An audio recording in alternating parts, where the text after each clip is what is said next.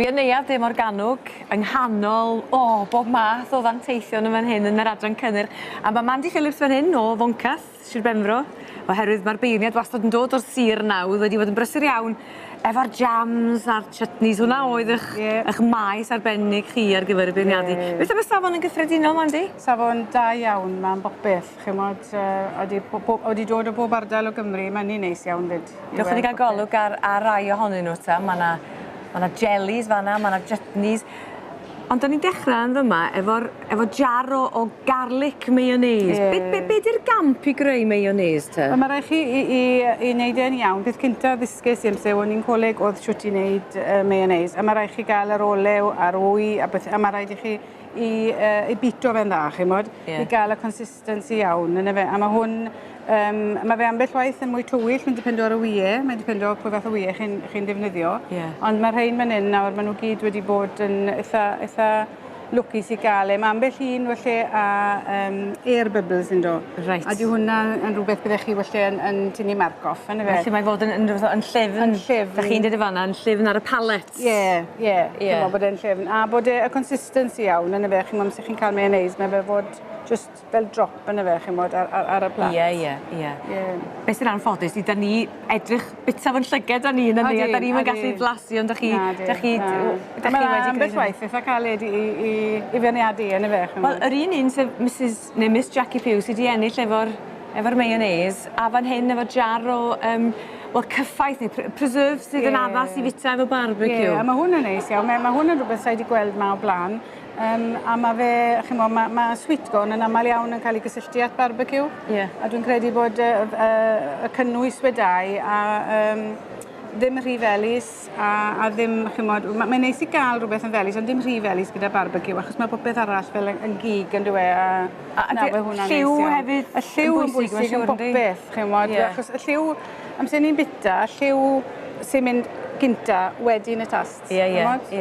Mae o'n ddarlun ar y plat mewn ffordd. Wedyn jar o jelly, a mae yna bob math o amrywiaeth o flasau fan hyn. Wes. A am bod e lan yn uchel, chi'n lle gweld lliw, a hynna sy'n neis iawn. Os chi'n gweld rhywbeth lawr, bydde hwn tu ole, byddech chi ddim yn gweld e, ond bydde neis i weld y lliwau. A mae red currant jelly, na'n ffefru ni dwi'n credu o'r gystadleuaeth. We'r tast na, wedd y lliw na, mae'r label wedi cael ei ddodi'n iawn. Mae gofinion i'r gystadleuaeth. Unwaith mae'r gofinion wedi cael ei... bod chi'n gweld bod nhw na, y tast wedyn, os dwi'n cwbl da chi, mae da chi rhywbeth ffantastig yn ose, a mae hwnna yn un ffein fyd. Chi wedi cael eich bysio fan'na, Mr James Macduff. Wedyn ymlaen at yr run the beans, chutney eto, a ffa dringo, Ie, a lliw da man hyn to. Hwn yn boblogaidd iawn, lot o bobl yn gweithio run the bean chutney, achos chymod ar diwedd yr haf yn y fe, beth ych chi'n neud yn nhw gyd yn y fe, a mae hwn, mae lliw da yn rhain. Ond os gyda, mae'r un sy'n ôl yr un sydd wedi ennill, mae'r lliw yn llawer mwy llwyd yn hwnna, dydi? Odi. Sa'n gwybod i fe wedi gorferwi, ambell waith chi'n lle gorferwi, sa'n siŵr, chymod, ond mae'r tast na, ond chymod, mae eisiau'r lliw a'r tast yn y fe. Ydy hi'n dipyn o hit and miss, Mandy, efo cael yr...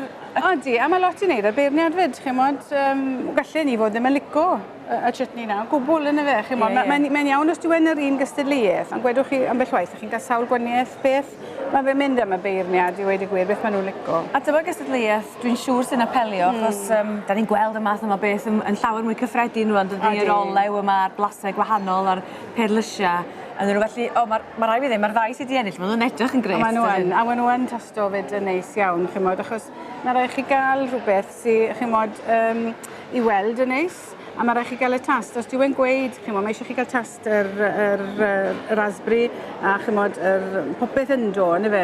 A wedd y vinegar, wedd rai fi weid, wedd yn neis iawn, a ddechrau jyst ymlaen pishin o fara nawr i ddipwyn do. Ie, sydd yn neis. Bach o gaws. Da chi'n tynnu dŵr o'n rhan. Wel, da chi wedi cael eich blesio yn amlwg, a wedi cael sioe dda pobl sydd Benfro, a gyda chi ginio, ond mae fwy da anghinio'r llywydd neithiwr. Pob un yn hapus a'n canu, a'n we'n fel iawn. Be gyda chi fita? Gyson ni salad bendigedig, ham a pob fath o bethau, salads, cwsgws, pob fath o bethau, a pwdin i ddilyn a coffi a canu ar ôl ni. A chi wedi bod yn gwneud lot o fwydydd, dwi'n siŵr hefyd, wrth hel yr arian ar gyfer y sioe. Mae wedi bod yn flwyddyn pleserus, busy, chymod, a lot o sport. A mae 'di bod bleser cefnogi Seimon a Elin achos maen nhw wedi gweithio'n galed iawn. Arferchog, wel diolch i chi am y sgwrs, diolch am Iawn. eich gwaith, ond Sieni, neu fysa ni'n cael blasu dipyn Ie, ar y... 'na fe. Ond diolch yn fawr iawn i chi am y sgwrs.